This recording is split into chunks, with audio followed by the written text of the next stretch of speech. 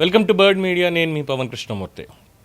కలియుగ దైవం వెంకటేశ్వర స్వామి లడ్డూ ప్రసాదం విషయంలో అబద్ధాలు వల్లవేస్తూ కోట్లాది భక్తుల మనోభావాలు దెబ్బతీసేలా వ్యవహరిస్తున్న ముఖ్యమంత్రి చంద్రబాబు, డిప్యూటీ సీఎం పవన్ కళ్యాణ్, మంత్రి లోకేష్ మీద దేవరకొండ నాగవరప్రసాద్ డిఎస్పీ ఫిర్యాదు చేశారు. అప్పటి TTD EO Shyamala Rao, TTD chairman TV5 అధినేత బీఆర్ నాయుడు, ఈనాడు, ఈటీవీ అధినేత చిరుకూరి కిరణ్, ఆంధ్రజ్యోతి అధినేత వేమూరు రాధాకృష్ణ, మహాన్యూస్ వంశీకృష్ణ, ప్రైమ్ నైన్ అధ్యక్షతో పాటు లడ్డూ ప్రసాదం కల్తీ అంటూ న్యూస్ ఛానల్స్లో చర్చా కార్యక్రమాన్ని నిర్వహించిన యాంకర్లు, చర్చల్లో పాల్గొన్న వ్యక్తులు, జర్నలిస్టుల మీద కేసులు నమోదు చేసి తగిన చర్యలు తీసుకోవాలని కూడా ఆయన కోరారు. ఈ మేరకు గుంటూరు జిల్లా తుళ్లూరు పోలీస్ స్టేషన్లో ఆదివారం ఫిర్యాదు చేశారు.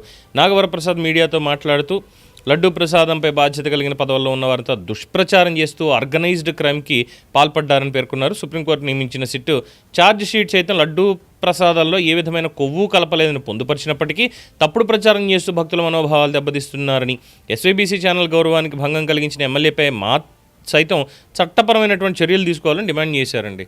మొత్తం ముగ్గురు మీద కేసులు పెట్టాలంటే, ఇంక్లూడింగ్ యాంకర్లు, జర్నలిస్టులు, టీవీ ఛానళ్ళు అందరి మీద కూడా ఇదంతా ఒక ఆర్గనైజ్డ్ క్రైమ్ అంట.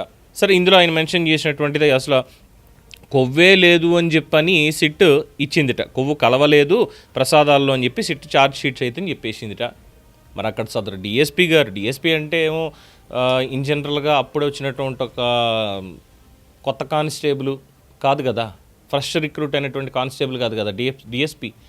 మరి ఆయనకి డిప్యూటీ సూపరింటెండెంట్ ఆఫ్ పోలీస్, ఆయనకి చట్టం తెలుసు, భాష తెలుసు, టెక్నికాలిటీలు తెలుసు, ఛార్జ్ షీట్ ఎలా ఉంటుందో తెలుసు. ఇవన్నీ తెలిసినటువంటి వ్యక్తికి అందులో నెయ్యే లేదు అని చెప్పినటువంటి విషయం తెలీదా? అసలు నెయ్యే లేదు, వేర్ ఇస్ ద నెయ్యి ఇన్ దట్ లడ్డు, అది ఎక్కడుంది? ఇది ఒక పాయింట్.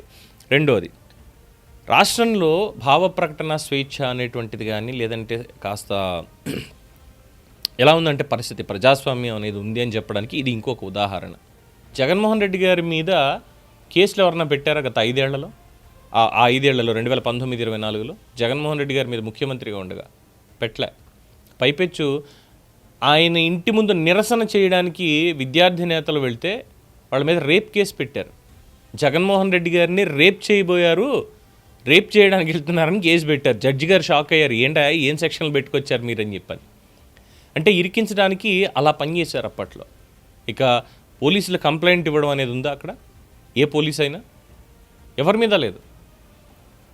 ఆఖరికి పోలీసులను వాడుకుని అమ్మాయిల్ని కిడ్నాప్ చేయించారు. కాదంబరి జత్వాని కేసు, పోలీసులను వాడుకుని తప్పుడు సాక్ష్యాలు క్రియేట్ చేశారు. ఇవి అప్పుడు జరిగినటువంటివి. హింస చాలా ఆర్గనైజ్డ్గా జరిగింది. మరి అది డిఎస్పీ ఎవరు, వరప్రసాదరావు గారికి గుర్తు రాలేదా? వరప్రసాద్ గారికి ఇది సోషల్ మీడియాలో అడుగుతున్నటువంటి ప్రశ్నలు. ఇంత చక్కగా కేసు పెట్టాలి అన్నటువంటి, మరి 5 ఏళ్లలో చేసినటువంటి పనులకి కేసు పెట్టాలి కదా, మరి అప్పుడు డిఎస్పీగా ఉన్నటువంటి వ్యక్తి ఎందుకు చేయలేదు? ఇది. ఇక మూడో విషయం, సదరు నాగవరప్రసాద్ గారిని కడపలో ఉన్నటువంటి పోలీస్ ట్రైనింగ్ అకాడమీ ఏదో ఉంది, దాంట్లో టీచింగ్ స్టాఫ్ హెడ్ కింద ఆయన అక్కడికి పంపిస్తే ఆయన సిక్ లీవ్ పెట్టారు. ఏంటంటే ఆయన అది కోరుకున్నటువంటి జాబ్ కాదు, ఆయనకు కావాల్సినటువంటి పోస్టింగ్ వేరే, అది రాలేదని చెప్పి సిక్ లీవ్ పెట్టేసి కూర్చున్నారు. ఎన్నాళ్ళని పెడతారు సిక్ లీవ్?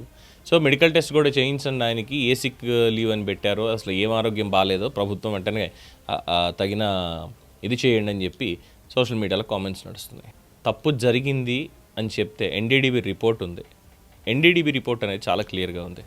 అది పెట్టి కూడా మాట్లాడితే ఆర్గనైజ్డ్గా చేసిందా? ఎలా చేశారు ఆర్గనైజ్డ్గా చేయమంటే స్వామివారి పూటనగలు పోయాయి, స్వామివారి పింక్ డైమండ్ చంద్రబాబు నాయుడు జెనీవాలో 516 కోట్లకో 560 కోట్లకో ఇది చేశాడు, ఇలాంటి మాటలు మాట్లాడారు చూసారా?